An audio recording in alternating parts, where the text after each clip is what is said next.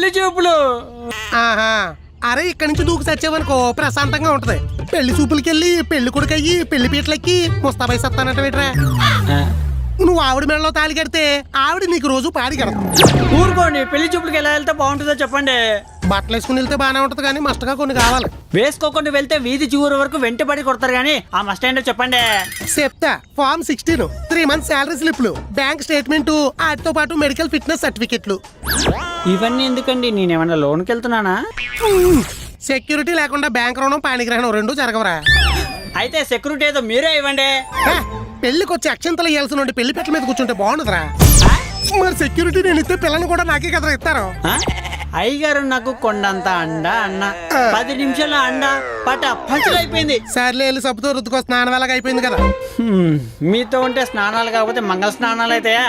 వెళ్ళి geyser on చేయి, మర్చిపోయావంటే మళ్ళీ ట్యాంక్ స్నానం చేస్తావు.